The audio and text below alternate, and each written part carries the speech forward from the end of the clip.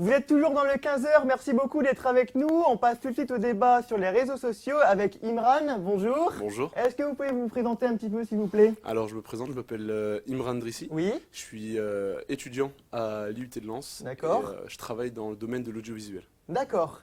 Et je suis également avec Kylian, bonjour. Bonjour. Est-ce que vous pouvez vous présenter? À l'instar d'Imran, je suis à l'IUT de Lens Oui. en études audiovisuelles et globalement, j'utilise Internet au quotidien. D'accord. Donc alors là, je vais commencer par un petit constat. Donc actuellement, 39 millions de Français utilisent les réseaux sociaux chaque jour. Donc 21 millions utilisent Instagram, 16 millions Snap. Et le réseau social qui progresse beaucoup en ce moment, c'est TikTok.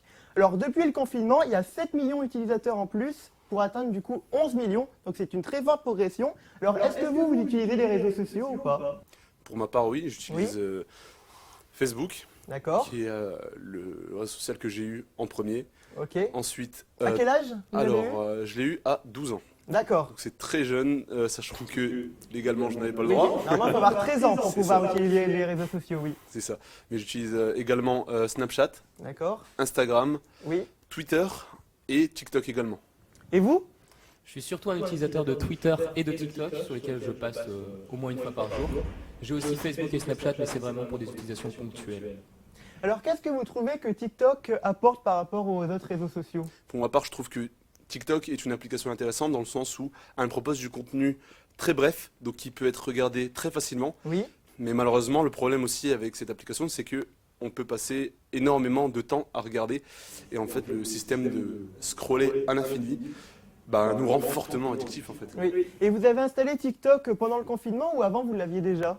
Pour ma part, je l'avais déjà avant. Et vous, Kylian? J'ai dû l'installer dans le mai dernier, donc c'était pas pendant le premier confinement. D'accord, ok. Et combien de temps vous passez en moyenne sur les réseaux sociaux par jour? Franchement, je dirais une bonne heure et demie. Une bonne heure et demie? Ok. Et vous? J'allais répondre à peu près 2 heures, donc dans les mêmes tons. Alors, tout à l'heure, vous me disiez que vous avez installé en premier Facebook. Aujourd'hui, on dit parfois que Facebook est un réseau social un peu pour les plus âgés et que les jeunes l'utilisent moins. Si on regarde les chiffres, la moyenne d'âge des utilisateurs de Facebook est de 45 ans, alors que TikTok, par exemple, c'est 23 ans. Donc, c'est beaucoup moins TikTok. Est-ce que vous êtes d'accord avec ce constat? Alors, moi je suis d'accord. À l'époque, j'ai commencé à utiliser Facebook parce que c'était l'application en fait la plus utilisée. Snapchat venait de sortir ou alors est sorti l'année d'après. Oui. Instagram commençait seulement à être réputé.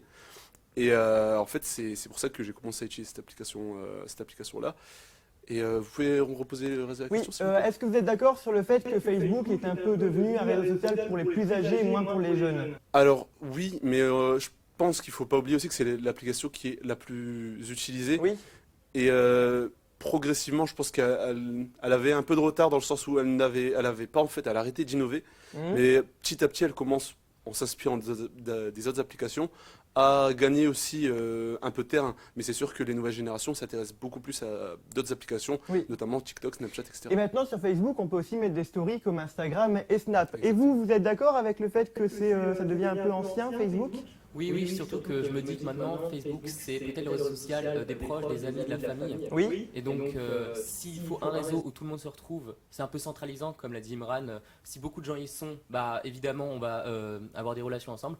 Alors que sur Twitter, c'est beaucoup plus des interactions ponctuelles ou suivre des personnalités et beaucoup moins dans le lien de ses proches. Donc, c'est sûr que la population est un peu plus vieille sur Facebook. D'accord. Et tout à l'heure, Imran disait qu'il a installé Facebook avant l'âge de 13 ans. Est-ce que vous, Kylian, vous trouvez que c'est une bonne idée d'installer les réseaux sociaux avant l'âge minimum normalement?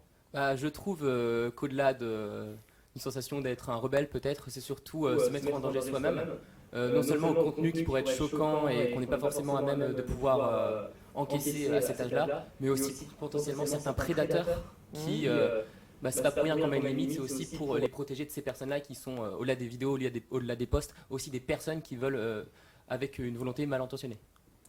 Et vous, Imran, est-ce que vous trouvez maintenant, avec tous les réseaux sociaux qui existent aujourd'hui, que quelqu'un qui a moins de 13 ans, qui installe par exemple TikTok et qui fait des danses, ou qui installe Instagram et qui met des photos dénudées, est-ce que ça peut lui apporter préjudice pour l'avenir? Malheureusement, je pense que les personnes ne sont pas forcément dans une intention qui est bonne et peuvent également attaquer les personnes. Oui. Et pour finir, je dirais comme quoi, oui, pour moi, en fait, on n'a pas été, étant plus jeune, mis en fait, on n'a pas eu de prévention concernant les réseaux sociaux. Et c'est vrai que de nos jours, pour ma part, j'ai été animateur en centre de loisirs et j'ai des personnes, en fait, des jeunes, en fait, de l'âge de 10 ans, qui m'ont fait part comme quoi ils ont, notamment sur l'application Snapchat, reçu des photos, des photos pornographiques, en fait, et qui demandaient des photos pédopornographiques en échange. À cause de ces Et personnes. est-ce que vous pensez que les parents devraient plus contrôler ce que font leurs enfants sur Internet, notamment sur les réseaux sociaux, mais même pas que, hein, il y a des sites aussi qui ne sont pas forcément très adaptés à leur âge. Qu'est-ce que vous en pensez de ça? Je pense qu'il faut pas interdire, mais contrôler. En tout cas, si la personne, si le jeune a l'âge légal pour s'inscrire, mais surtout pas aller dans le sens de l'interdiction, parce qu'on le sait, plus on interdit à une personne, et plus en fait elle a envie de faire l'inverse, et plutôt être dans un sens de prévention et d'expliquer pourquoi en fait ces sites-là peuvent avoir aussi des conséquences négatives. Et vous, Kylian, vous trouvez que c'est mieux d'interdire ou de plus contrôler les jeunes? Alors déjà pour moi la solution d'interdire, comme l'a dit Imran, c'est juste mettre le problème sous le tapis et le garder pour plus tard. Oui. Mais même au-delà de contrôler, ça peut avoir un autre problème, c'est que souvent les jeunes utilisent les réseaux sociaux pour s'évader un peu du monde qu'ils ont dans la vraie vie, et donc ils se recréent, ils regardent des contenus qui les intéressent, etc. Et si on a le regard des parents, en fait c'est un rappel brutal parfois à la réalité, et on a besoin un peu de ce côté libre. Donc je pense, comme le dit Imran, qu'il faudrait aussi plus une sensibilisation externe de ça. Alors il y a un autre problème lié aux réseaux sociaux aussi, c'est l'addiction. Est-ce que vous pensez que le fait qu'il y ait des notifications sur les réseaux sociaux, ça nous incite à y aller beaucoup, et donc on compte même plus le temps qu'on y passe? Allez, Imran, Alors, commencez. moi j'avais un gros problème, c'est que je répondais vraiment instantanément durant ma période où j'étais au lycée. Et lorsque je suis arrivé à l'université, j'ai commencé à mettre ça de côté. Et je désactive quasiment l'intégralité de mes notifications. Ce qui fait en sorte que parfois, je prends du temps à répondre, mais je préfère prévenir mes proches, mes amis, ma famille, que lorsqu'ils ont besoin de me contacter, eh bien, qu'ils ne passent pas par les réseaux sociaux et qu'ils m'appellent directement, plutôt que de m'envoyer des messages sur ces plateformes. Alors pour terminer cette première partie, et vous, votre avis, c'est quoi par rapport à ça, par rapport à l'addiction? C'est vrai que, surtout au niveau de TikTok maintenant, l'algorithme est tellement bien fait qu'on se retrouve vite piégé dans un contenu qui nous plaît, qui nous correspond et qui est notre profil. On peut très vite être piégé et rester longtemps dessus. Et effectivement, pouvoir se limiter sur le temps ou sur l'attraction que peut avoir les applications, ça peut vraiment nous aider à ne pas tomber dedans. Merci beaucoup à vous, on se retrouve dans un instant juste après la pub. Restez avec nous les amis, à tout de suite. Nous sommes de retour sur le débat dans le 15h. Merci beaucoup à vous d'être avec nous, d'être aussi fidèles à notre émission. Et merci à vous Imran et à vous Kylian d'être avec nous pour débattre. Alors on reprend ce débat sur les réseaux sociaux. Donc récemment, le lundi 4 octobre de 17h à minuit, vous savez qu'il y a eu une gigantesque panne sur les réseaux sociaux, notamment pour Facebook, WhatsApp, Instagram et Messenger. Est-ce que pour vous c'était une bonne idée de se dire allez, ça permet de souffler un petit peu, petite pause des réseaux sociaux, ou au contraire ça vous a énervé? On commence avec vous Kylian. Comme j'ai dit tout à l'heure, je suis surtout un utilisateur de Twitter et de TikTok. Du coup, la panne Instagram et Facebook ne m'a quasiment pas affecté si on compte juste WhatsApp. Et du coup, la seule fenêtre que j'ai eue dessus, c'était sur Twitter, les blagues qu'il y avait justement sur le fait que les sites soient down.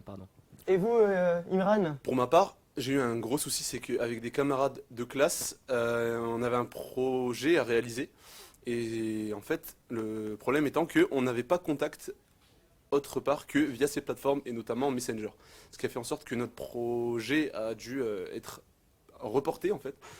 Et donc je trouve que c'est vraiment problématique. Mais quelque chose qui est encore plus problématique, c'est parce que les systèmes comme Facebook, Instagram, etc. reposent aussi sur des systèmes d'authentification sur des sites tiers. Je donne un exemple concret. J'ai vu sur les réseaux sociaux et notamment sur Twitter une personne qui avait réservé un Airbnb et pour s'inscrire sur le site Airbnb, elle s'est déconnectée avec son compte Facebook.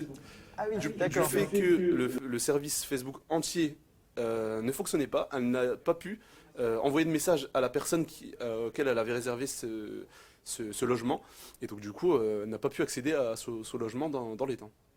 Alors on va démarrer une nouvelle thématique dans ce débat, celle de l'information. Donc sur les réseaux sociaux, on a accès à des articles, à plusieurs news. Chaque personne peut dire aussi ses petites informations près de chez lui, par exemple qu'il y a une inondation ou autre. Est-ce que vous regardez ces informations-là, Kylian? De manière générale, je suis assez fermé à tout ce qui est information externe. J'écoute parfois la radio, je regarde un peu les réseaux sociaux. Mais de manière générale, j'aime beaucoup croiser les sources, les informations avant de considérer comme acquise une information que j'ai vue. D'accord. Et vous, Imran? Pour ma part, lorsque je m'informe, j'essaie de vérifier mes sources, donc en allant sur différents sites pour voir s'il y a de la redondance d'informations, et en allant tout simplement sur des sites connus pour avoir des sources fiables. Alors pour vous, c'est quel média qui est le plus fiable dans l'information? Est-ce que c'est la radio? Est-ce que c'est la télévision? Est-ce que c'est les réseaux sociaux ou encore la presse écrite? Pour moi, on peut dire que la radio est une source d'information plutôt sûre. Par contre, ce qui est sûr, c'est que les réseaux sociaux ne sont qu'en partie une source d'information sûre, dans le sens où toute personne peut communiquer très facilement à une communauté très très large en très peu de temps, ce qui fait en sorte que beaucoup de personnes ont tendance à ne pas vérifier ces sources et à les repartager et à partager du coup des fake news et donc des fausses informations à d'autres personnes. Et vous partagez le même avis qu'Imran ou pas? J'ajouterais peut-être qu'il faut aussi se fier au public de chaque média et que parfois les réseaux sociaux sont plus à même pour ce qui est parlé par exemple de films ou de jeux vidéo. Comme c'est un public plus jeune, certains sont plus aiguisés sur le sujet, contrairement à peut-être la radio ou la télé qui sont des médias un peu plus âgés, si je puis dire. Ça me vient à l'idée de l'homme chez Télématin qui avait parlé de Meuporg à la place des MMORPG et c'est souvent peut-être une trop grande distance avec l'information qu'on essaie de découvrir qui nous fait avoir quelques erreurs qu'on n'aurait pas si on baignait déjà dedans. Alors on va terminer ce débat par des nouveautés sur Instagram notamment. Alors la première nouveauté, c'est que pour que les étudiants, les jeunes utilisent moins l'application, soient moins addicts, au bout d'un moment, ils vont leur envoyer un message pour leur dire « faites une pause ». Et la deuxième nouveauté, ça sera pour éviter que les personnes regardent toujours le même contenu en boucle, leur proposer des contenus meilleurs pour leur bien-être. Alors, est-ce que vous trouvez que c'est une bonne idée comme nouveauté, Imran? Dans le sens où les applications favoriseraient à donner du nouveau contenu pour favoriser au bien-être, je pense que c'est aussi une manière hypocrite de garder les personnes sur l'application. Dans le sens où, forcément, ils gagnent toujours de l'argent, ils veulent toujours essayer de garder les utilisateurs en fait sur leur plateforme. Donc je pense que c'est totalement c'est hypocrite en fait. Et pour moi également pareil, le fait de rajouter un système qui prévient l'utilisateur, ils savent très bien comme quoi les utilisateurs n'en auront pas forcément l'utilité et ne l'utiliseront pas forcément. Et je rebondis aussi sur quelque chose, c'est qu'il y a d'autres choses qui ont été mises en place, notamment par exemple Apple, qui directement sur leurs appareils propose de prévenir, mais pour toute application, le nombre d'heures restées sur l'application. Je pense que ce système plus généraliste est meilleur dans le sens où, par exemple, Instagram, on ne peut pas forcément croire Instagram dans le sens où ils ont du profit en fait. Alors qu'Apple, ils n'ont pas forcément de profit à voir les utilisateurs consommer moins de contenu sur les réseaux sociaux. Ils ne gagnent rien en fait sur les réseaux sociaux. Et rapidement, Kylian, vous êtes pour ou contre ces nouveautés? Je pense que la nouveauté à propos du contenu bien-être, c'est une nouveauté illusoire en fait, parce que c'est vraiment pas ce que vient de rechercher les utilisateurs et c'est peut-être juste une couverture de façade. Et par contre, celle sur le temps d'utilisation de l'application, je peux voir un intérêt, surtout pour les plus jeunes. Ok, merci beaucoup à vous d'avoir été avec nous dans cette émission Le 15h. Un grand merci. De rien. Alors on passe maintenant à la question du jour. Alors pour rester dans le thème des réseaux sociaux, est-ce que vous êtes pour ou contre les nouveautés proposées par Instagram? N'hésitez pas à réagir sur les réseaux sociaux pour nous donner votre avis. Ça nous intéresse de savoir ce que vous pensez. Et on termine cette émission avec l'agenda des prochains événements qui arrivent.